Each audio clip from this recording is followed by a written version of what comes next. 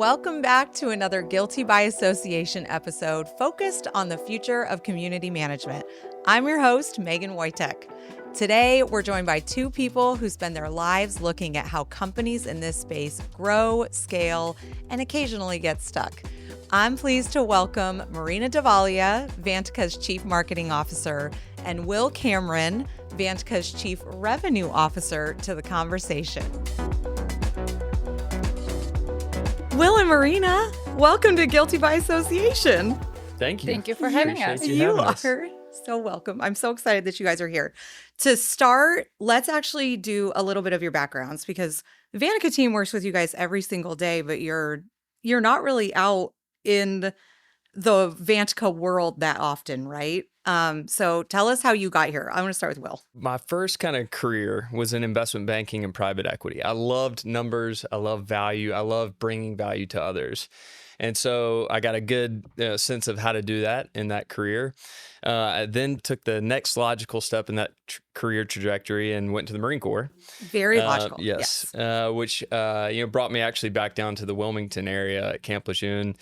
And as I was transitioning out of the Marine Corps, I really felt the goal of like bringing the value proposition that I'd learned and helping, to bring that through technology to banks, credit unions, and then ultimately community management companies. So, love it. That's so fun. Marina, you've been with us for a little bit longer. A little bit longer. So I've been with Vantaca for about 2.5 years. Been lucky enough to build the team, wonderful team that we have here.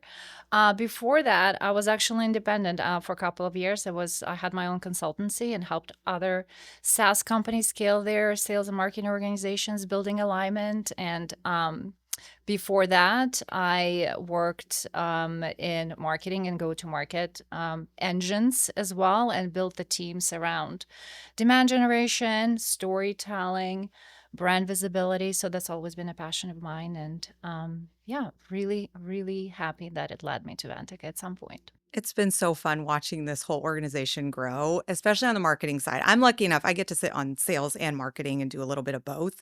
So I've only worked with Will for few months. A couple months, a few months, something like that. But I've been with Marina now for a couple of years, and it has been so amazing watching everything from the marketing side. I really didn't have any knowledge of how marketing worked until you came along. So it's been really, really great. Today, we're talking more about just go-to-market strategy in the industry in general. Management companies are going after boards of directors and associations. And even in our industry, buyers are coming to the table with a lot more information. They're asking more questions, they're getting competitive bids.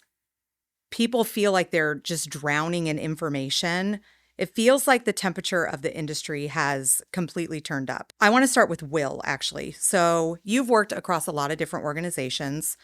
Are companies imagining this type of pressure, or is the industry actually changing? Yeah, so I mean, the industry is very much changing. The sophistication of the buyer is so different now. I think it used to be to where a board would have maybe a couple management companies come in and pitch, whatever their company was about. But now, before the community management companies even come on site, the boards already kind of have a view about them based on what they can find, online. There's, Facebook groups that people are part of. I mean, they can ask the right questions and search the right places to already have an opinion on what they think about you just by your online presence, about what other groups may say about you. And, it's not just on the buy side, it's also on the operational side.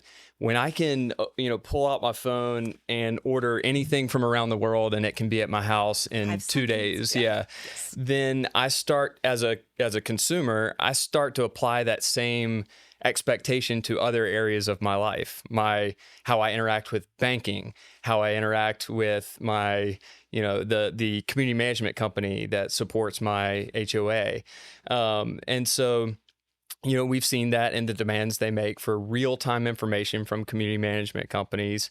I want my financials visible, on demand. There's increased regulatory issues that I want to be able to visualize in real time. I mean, there's so much that has changed as consumer expectations have also changed. I love this. Marina, can you talk about like what just is different about the buyer's journey in general? Yeah, apart from the expectations, which is a huge, huge deal in for both sales and marketing, there's also just information overload for our buyers, right? So they come to the table more informed. There's more intelligence on the market for them to make the purchasing decisions almost without talking to certain vendors in some cases, right?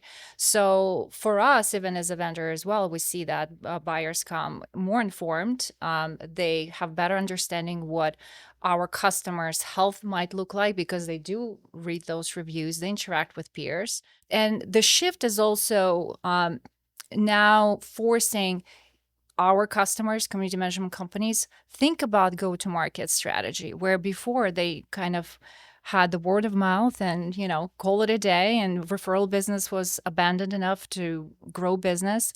They have to be super intentional about how they show up online. What is the reputation like for their organization? And we, of course, do the same thing. So kind of the same practices apply in that sense. So online reputation becomes almost like an integral part of your go-to-market strategy. And before, frankly, some of our industry folks didn't have to think about it. So do you think that relationships don't even necessarily guarantee growth? The good news is that the relationships still matter. Relationships still close business, but reputation allows you to come and have a seat at the table when you're having the sales conversation. So, and how you build that reputation also depends on general accessibility and the knowledge that you have as a company. So we choose the path of thought leadership, for example, right? And I think that's a common practice right now and the best practice that I always advocate for, where you have to build that reputation online to be an expert or to show your expertise. Provide educational content so people kind of not look at you just as a vendor, but also as an advisor in that sense. So that reputation also gives you that right to ask and build that relationship. I think the definition of relationship has changed. I mean, it's still very important. It's completely adapted to, the access to information. So, relationship used to mean, oh, come in, shake your hand. I know who you are. I know where you're from, things about you. But now there's like a digital shadow that gets linked to the relationship itself. So like I have an obligation with how easy information can be accessible. I've got an obligation to kind of build upon what I just know about you by doing my due diligence on you. So there's like, what is your digital footprint? How can I learn more about you? And that actually helps shape the definition of relationship. It's so true. Do you think that I'm going off script a little bit because it's way more fun that way. Do you think that we are kind of at the beginning of the digital age of a community management company having information online? Like in the past, I don't think that things like Reddit, I think it's always been a thing, but I don't know that buyers used those tools initially. Do you know what I mean? Like, I don't know that they went to Reddit to make a decision on what they're going to purchase. I do think it was an area to go and potentially complain about things and all of that. But that is shifting, right? Yeah, well, Reddit is actually an interesting one because right now, even though they're not going proactively on Reddit, they're using Reddit as form of intelligence because gone are the days of SEO. Well, that's a controversial statement. I'll take it back. But the SEO is very much so still not dead. But now we're in the world of LLM optimization, right? So buyers are looking at information available and being surfaced in Claude or ChatGPT, and where those platforms are pulling their intelligence and their opinions, so to speak, are Reddits of the world, Facebook groups of their public, right? But Reddit is one of the most cited sources for intelligence in LLM world. And it's important for management companies to somehow get involved in those conversations where they may have not gotten involved before, right? Like if I'm at the management company, all I'm doing in the past is just watching the consumer of my business like complain about my business, but I'm not necessarily going in and starting a Right. conversation to control it, Yeah, right? yeah. You're talking about like they need to lean in to be seen as a subject matter expert. Right. Not just an owner or an employee of a community management company, but somebody who really understands the industry and can weigh in on topics that are Right. relevant to the board members or homeowners. Right. And this is where like I think referrals are kind of all that people have known in the past. Like, oh, everything is inbound for me as a management company. So this is where things start to shift and you take control of that conversation a little bit more. And it's not necessarily a word of mouth type of thing. It's more, hey, they look like they know what they're doing. So it may still be inbound, but it's more predictable probably. Yeah. And referral business in general is unpredictable, right? And even though it's a channel, it's definitely a channel for your customer acquisition strategy, but it's not the only way you're acquiring new customers. The reviews also feed into your referral strategy, so to speak. And so that's being pulled real user generated content that's probably is becoming just as valuable as your just kind of expert opinion. Mhm. Thought leadership still matters. Content is still king. I will die on that hill, and you all Yep. hear me say that all the time. But content is king, but it's not necessarily just your generated content as a company, but it's your user generated content, whether it's on Reddit, reviews, other public conversations and forums that exist on your website, and comments to your blog posts. Like all of that is also feeding into your kind of score and visibility in resources like ChatGPT when they're doing research. Yeah, I've seen this over and over again. You have these great management companies that are like smaller but growing quickly. And sometimes like natural attrition can kind of get hidden when you're growing fast. And then all of a sudden you kind of just hit this wall. And it's not that you're doing anything wrong. It's not like there's any major changes. It just means that you've hit this level where you have enough customers where you need net new business to cover the natural attrition.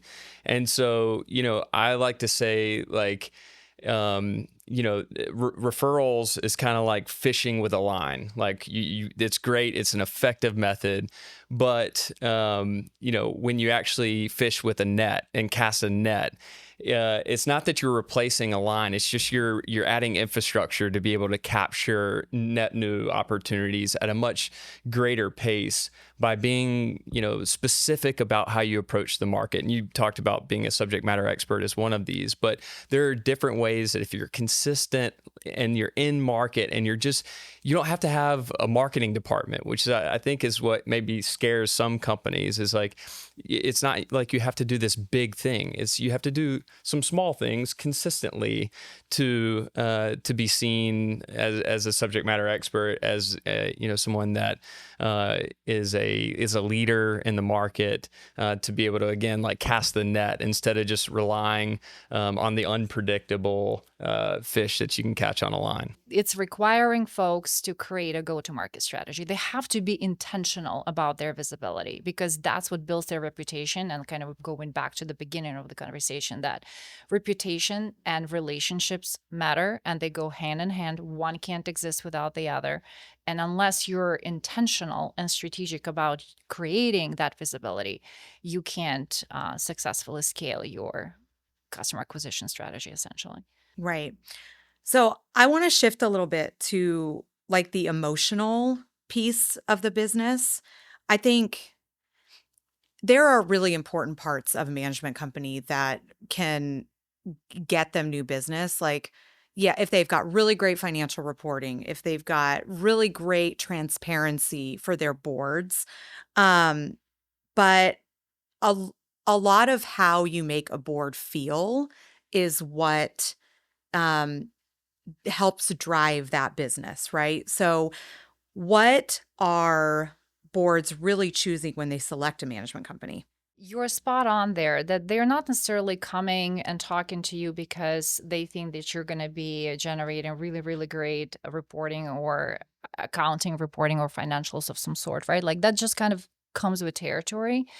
They're looking for building trust. They're trying to select a trusted partner, not just the vendor, right? And that's where kind of we can talk a little bit more about the concept of value selling, and that's Will's uh, expertise here on this couch. But we're also talking about things like responsiveness. Can you build trust when you are not sure if they're going to reply to your email with an emergency within 24 hours? Probably not. So you have to show your responsiveness, your rates, your callback timeframes, your kind of SLA with a customer, and kind of lead those conversations with that to build trust, essentially. So whatever that is, whether it's responsiveness, clarity in communication, and that transparency and visibility, all of that builds that confidence in your services and builds essentially that trust. And that's the emotion in that buyer's journey that is essential now. Well, just, I mean, look at the profiles of the board members in, these communities. I mean, like, they're volunteers most of the time. And it's people like us, like, that have jobs and have lives and are raising kids, maybe, or, there's so many things that go on in their lives that to think about being in a position as a board member and then like having to make decisions for the neighborhood. First of all, I'm not on the board of my HOA. I've got one in our neighborhood for many reasons, but like, time to join your board. It is they are stepping up, doing their duty of service. And it's almost like, service, like I think about it like the military almost, because they are in combative, environment where, they've got to make decisions for the whole neighborhood, and people get emotional about those decisions. And so they want a community manager that is going to take really good care of them, that they can trust, that is going to, like, especially in more difficult scenarios, that they know they've got their back. Yeah. And so it really becomes less about price at that point and more about like, I'm going to serve this term, and I want it to go really well. And I want somebody that's just going to like take care of me. Yeah. It's essentially what they're buying is the peace of mind. Or what you're trying to sell them and present to them in the sales process is that peace of mind that I don't have to worry about things, because you got me. You got my back. As a volunteer, I don't want to like work all these extra hours every single night trying to manage my management company. Like that's not the goal. I want a management company who is going to deliver on the promises that they do pitch me. And make me look good. Very true. Another thing here, like talking about like building the confidence and the trust and, obviously backed by some sort of, whether it's technology or service or operational stability of your solution or service that you're providing. There's also an opportunity, because that's where you can lean into what else can I do to actually like surprise and delight, apart from just providing a bare minimum of like, you will get things on time and we will get back to you on time. Yeah. And you can trust us. We have your back. But then the winning companies are thinking about what's the cherry on top that is really gonna get them excited about us. It's that surprise and delight opportunity in service. So how can you create exceptional service while you're doing that? That's labor intensive in a sense, right? To build those relationships, to build that trust, because that's not easy to do with just kind of sitting behind the computer and doing your thing. Building those opportunities to build in-person relationships, hosting those events, right? So that the winning companies are thinking about like that next step as well. I think what is so hard about this whole thing is there is a huge capacity issue in this industry right now. And I don't know that is going to go away. I think it will probably always be an issue, but I do think there are ways to make capacity like not a non-starter, like, and build that relationship. So why do you think companies are struggling so much with that relationship building specifically? It's not a relationship problem that we're solving for. We're solving for a capacity problem. Right. So community managers we all know that it's a hard function to operate consistently with a certain operational excellence in, right? They're overworked. Sometimes there's turnover. Sometimes they operate in desperate systems, right? But what's happening really is technology comes into play, where usually you're thinking about it, technology can't necessarily replace a relationship. But in this case, technology can actually protect the relationship. If you are creating processes and operationalizing some of your day to day, you have an opportunity to go and serve your communities and build those relationships. So we're seeing the shift when companies become our customers, for example, right? We've seen the shift how community managers day to day shifts, right? Before it was more reactive. Now they have an opportunity to be a little bit more proactive. So the day to day of the community manager is starting to look different. And we're seeing the shift now with, of course, not just like general technology, but with AI, how it's enabling them not to sit in front of a computer in the spreadsheets and to be buried, I don't know, doing a budget report during the budget season for 2 months and like lock themselves in a room, right? They can generate it in a couple of minutes and then go along with their day and go interact and serve their communities in the most effective way in person, building those relationships. So again, technology doesn't replace it. It protects the relationship. And that's the major shift we're seeing right now. I think most people get in this industry because they actually enjoy helping people. Agreed. So like when people get frustrated at their community management companies or whatever, it's actually has nothing to do with their desire to like just not care. And you guys talked about the capacity issue, but like I really think this industry attracts people that want to help. They really want to help people. And part of what I get to do, and part of my favorite part of this job, is to travel around and meet with prospects and customers and actually talk to a lot of community managers.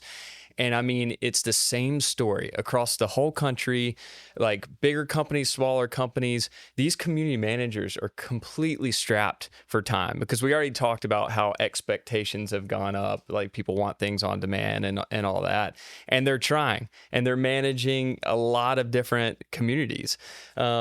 But it's really difficult for them to do everything that's being asked, and you'll hear them talk about like the average I hear is about 150 emails a day, for some of these folks. All with emergencies. All Yeah. emergencies, yeah, exactly. Not to mention the calls that are coming in that they have to get back to. Not to mention chasing down invoices, and I mean, and board packages, and so that wears on people. And it's like they can't do the things that I would actually lean in to build the relationship side because they have to do all these manual tasks that build up over time. Yeah, and finding people that can do well. Historically, people go into that role because they're more people-oriented, service-oriented, right? Like not necessarily like public service, but they want to build relationships. They Right. want to be in the people business. With the shift that they had to do with, sitting in front of a computer and build those spreadsheets and become this analytical people that they weren't necessarily to begin with, hiring for those folks became almost impossible. People were looking for these unicorns. They could do both really, really, really well. And it's kind of impossible to do at scale, right? So now there's an opportunity for them to, one of our customers says it really well, like we can put romance back into the business, Yes. right? Like you can actually go back to the purpose of being a community manager, which is wonderful. It's been great to observe. Last year, the ACAM task force, we kind of went out and we interviewed a whole bunch of community managers because one of my passions in this industry is how do we get more people to the table? And I think this should allow more openings for people to come and work in this industry. But the people that we interviewed, one of the questions we asked was like, why do you like working in community management? Every single person said they like the people. Mm. Yeah. So it's funny that you said that. It's 100% accurate.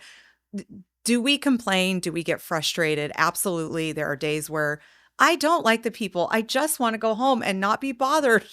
But it really is it is a people industry for sure. Well, and I think technology can kind of sometimes scare people because they know how important the relationship is, Right. and they don't want to replace that.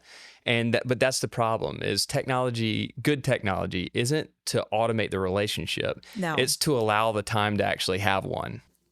Okay, so we've talked about like the manager role is shifting a little bit. You've got really good technology in hand. How do you turn that into a competitive advantage for yourself? Yeah, this is a really good topic because I think what can happen is these community management companies get excited about investing in new technology and bringing it to the board members and homeowners. But if it's done the wrong way, it will not get the desired outcome that they want. I think they can get excited and want to show the new flashy thing. And so they talk about this like new technology or this new platform, but the homeowners and the board members don't really care about the technology. They care about the outcome. So when these companies are talking to their clients, these homeowners and board members, they have to phrase it in a way that actually aligns with the outcomes that the board members and the homeowners care about, not just that they've got new technology. So I think that's really important. And what that does is actually allows the management companies to capture data to quantify their value for those associations and for those board members and homeowners. Instead of just coming in and doing a pitch for somebody's business, you can then start to track how the technology has actually impacted the other customers that you have and providing like real data about it instead of just, stories or anecdotal, or referrals. But now I've got actually the proof of the value, which is, as we get back to like, how do you build your business faster than just referrals? It's actually having the data to quantify the value that you bring people. And this is, in our own business, this is like near and dear to my heart, because if Data's even king. in our customers, like if we're not able to show the ROI and show the value in the data, then everything else is just kind of like he said, she said. Yeah. So it works the same way for these management companies. I feel like we could also just do a whole other podcast on like, how do you get your homeowners and your board members to actually use the technology that they're given? I think you Yes. have to have a really meaningful experience for them. Because it's funny, portals are kind of table stakes at this point in time. Like you have to have it for certain things, right? Yes. But it's such an important part of the homeowner experience in general, outside of the relationship. I need like ease of use in all of my tools. Because again, going back to like cell phones and like our access to literally everything under the sun in half a second, it needs to be that way for the community as well. Yes. And I think figuring out how to harness that into the data, it starts with like getting people to go Use there. the technology. Yes, Yeah. exactly. Yeah. But once you get them, then it's evidence of reliability, which Yes, evidence of yes. reliability equals growth in your business. Yeah. Yeah. It's such a holistic view of like the whole thing is so important. Let's just talk kind of practically. Like you don't need like a big marketing budget to do any of this, right? So if a company is ready to present themselves this way, how do they reach the boards to consider these changes? How do they do it? We kind of started this way. This is a perfect way to wrap the conversation. There's no need for complex marketing tools or operations. Consistency is key. So creating a go-to-market strategy doesn't need to be this crazy project that involves 3 days and 17 different stakeholders. Start small. Consistency is key here. And I do still want to go back to this organic versus inorganic growth there. Organic meaning content. Creating the content and thought leadership, building that authentic expertise and that visibility online that builds that trust long term is a long game.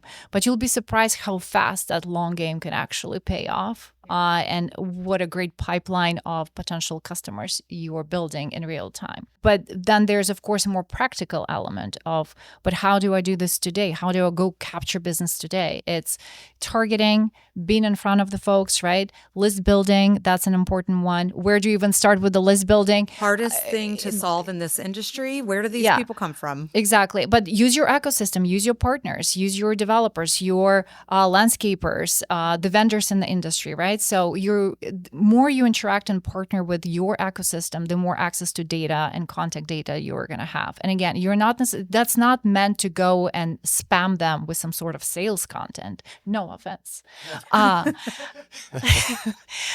but it's an opportunity to share that thought leadership, right? So one thing is to publish it online or participate in threads and go to events, but it's an opportunity to also build that authentic newsletter that you can create, right, with authentic content and true advice giving, tips of, how do you deal with disaster planning or something like that in your community, right? Yeah. Like whatever is more prevalent in your communities, in your geographical area there. But that's the goal. As long as you're having the right intention in mind, that should work. Yeah, and you're not selling in those moments. No. You're being Yeah. useful, and being useful to the industry, builds trust and does more selling than any kind of like direct sales strategy you could actually have. And so I think it just participating, being relevant, these like CAI chapter events, like, speak at those, hosting webinars, all these are good ideas of like how to just be active. And when you have community management owners and employees that really care, these things come very naturally, because it's not like they're coming up with like just a go-to-market strategy. They care. They desire to be a part of these things. I mean, you went to an event a few weeks ago just because you care about this industry and speaking your mind about it and helping to shape it down in Florida. Yeah. And so I think those are actually the most successful companies, are the ones that truly have a heart for this and want to be a part of it, not to make a buck, but like because they truly like appreciate this industry, they appreciate the value they bring to their customers, and they want to interact like this. But it's funny because when they actually do that the right way, it does lead to sales. It does lead to growth. And so part of it is just caring about what you do on a day-to-day basis. And I think doing it, showing up with authenticity, like I think when you're starting something like this, like let's say that you do want to, I don't know, start showing up online to like put your name and like some kind of a brand behind it. It could be literally 5 minutes a day. It doesn't have to be like so overcomplicated. I think when we think about these types of things, we think of it at its end point when there could be a lot to it, right? Right. But it needs to be scaled back pretty dramatically, and just like, I don't know, post something on LinkedIn that is just about, hey, I heard this about reserve studies. What do you think? Like, it shows that you're paying attention to your market, and it slowly starts to build that credibility over time. And as people start to like communicate back to you, you're building a natural story back and forth. Like that would be my tip. Like, don't overwhelm it, or don't overwhelm yourself with like, you don't need a 1,000-word essay on community management. No one's going to read it anyway. And the good news here is that most, I mean, at least the companies that I've had a pleasure in interacting with, most of them go into this business because they're passionate about their communities. So that authenticity does come through the content that you're creating too, or the conversations you're having with folks at the events and stuff. Storytelling is also really great. So it's not necessarily just how you're an expert in this industry or how you can help them. It's also really surfacing those other customers and their successes and their experiences. So you don't have to be there on the soapbox talking about yourself or about yourself being an expert or a great vendor or a great provider. Allow your customers to tell those stories. Oh my gosh, it would be so great. And the authentic storytelling, that still is a thing in marketing, thank God, because I wouldn't be here today if it wasn't. Right. And user-generated authentic storytelling is the best kind you can do. That is one thing. Maybe there's a management company out there that does do this, but I actually don't think they do case studies on their own associations. And associations are beautiful case studies. They came to me, their financials were messy, their homeowners were unengaged, and 1 year later at my management company, look, they have grown their reserves by X amount. They have had 3 community events. Like, things like that. I think we're in such a grind in community management in general that you forget that there are stories right in front of you that need to be told. So that is actually a really good point. And it just came to me, like, I really don't think that a lot of management companies do that kind of storytelling. It's a good idea. But it's because they're so bogged They don't have down. time. They don't have I time know. to do They these don't have things. time. Capacity problem. Yeah, Yeah. this is the capacity problem. So I think that's how you should think about the use of technology Yes. is automate the things that don't add value to relationships and to all of what we just talked about. Yeah. Automate that stuff, free your employees, free yourself up to be more active in the things that are fun and the things that ultimately end up growing your business because you care about the industry, you care about the community, and so that ends up being the result is people see that and want you to want to be able to have you come and be responsible for their communities. Yeah, protect the relationship with the technology. Don't replace Yes. the relationship with technology. I think that is a perfect ending to this episode. I don't know if we should even go any further. That was great. Marina, Will, thank you so much for Thank you, hanging Maegan. out on Guilty by Association. Yeah. Thank you for This is having so us. great. This was great.